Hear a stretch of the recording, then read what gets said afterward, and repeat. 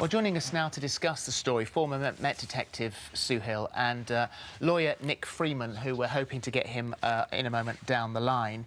So depending on the outcome, this has been a painfully slow process for Sir Cliff Richard, who has insisted all along he is totally innocent of any crimes here, or the alleged victim or victims. Absolutely. It was in 2014, we're now 2016, August, nearly 2 years, that to have this hanging over anybody for that length of time is abhorrent.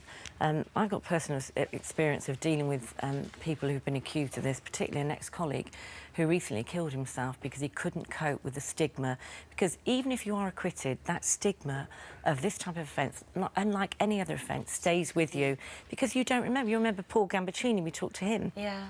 And he was absolutely mortified, you know, and people will say, was he guilty? Or is that the one that, you know, and you don't remember? The thing is, and we've discussed this so many times on this programme, is that should we even know about this yet? Should his name be out there? No, until he's not public property, and just because you're in the public eye does not make you public property.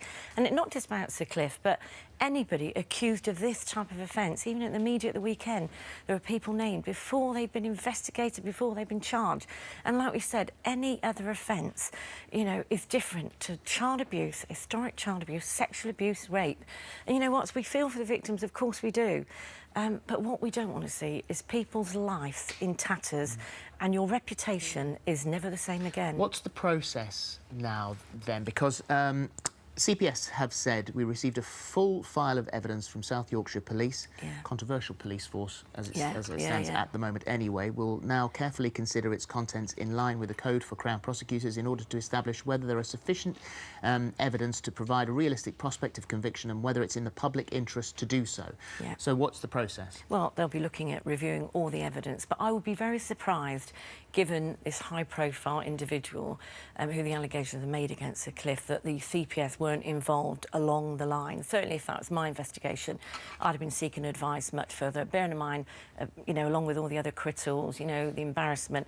And also, I think you make the point, after the weekend, we watched that documentary. I actually watched it last night, I've been away, with South Yorkshire Police. They're clearly under the cosh right now and under the spotlight. And I wonder whether or not they've announced the fact that this has gone to the CPS to kind of sit back and say, well, the CPS have got that now. Well, it was very controversial in many respects, not least the fact that they leaked the time and date, location of their raid on his home, and it was broadcast live on the BBC. Yeah, I found that. I'll never understand that. In all the high-profile inquiries that I ever dealt with, certainly at Westminster, celebrities arrested all the time, kept it very low-key, don't put police officers out there to attract attention. But can I just say one thing that I think, go back to 2014, Jimmy Savile, the inquiry was still live and kicking. It was very much, you know, everybody then was very much, you know, we've got to do more about these investigations.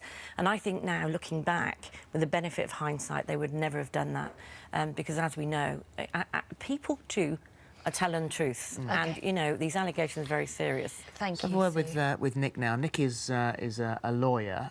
Thank you for joining us, Nick. How long is it going to take the CPS to make a decision on this news? Now they've received this file, and I watched on the news last night that it could be another 6 months.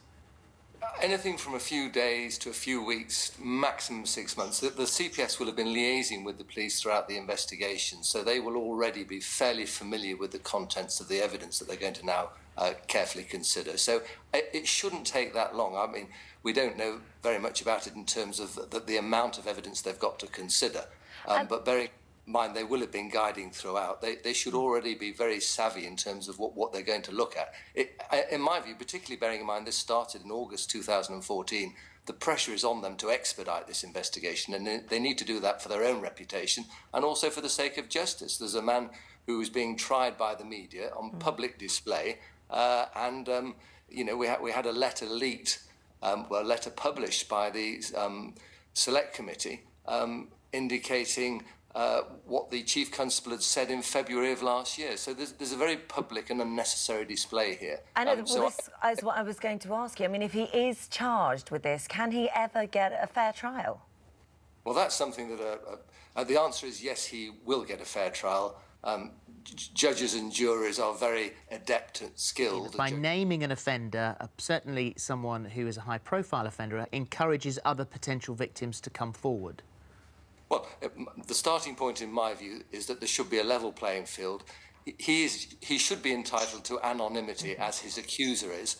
There should always be vested in a judge a power to waive anonymity in appropriate circumstances if the prosecution feel they're dealing with a serial offender. I don't think there's any suggestion that that is the case here. So why should someone's reputation be traduced in the way that it has in circumstances such as these? How does that serve the interests of justice? In my view, if Sir Cliff was convicted, if he was charged and convicted, then of course the public have a right to know, and he would deserve everything that follows from that. But prior to that, bearing in mind, he's surrendered himself voluntarily on 2 occasions. He's not yet been charged, and it seems to be a totally unfair situation. All right. Thank you very much indeed for joining us. We should point out at this stage that Sir Cliff Richard has strenuously denied on numerous occasions any wrongdoing. Yeah. Hello, YouTube. For more of the same, just click here. And don't forget, you can subscribe for even more of these amazing videos exclusive to our channel. And how are you now? Because you've had your own, sort of personal adventure.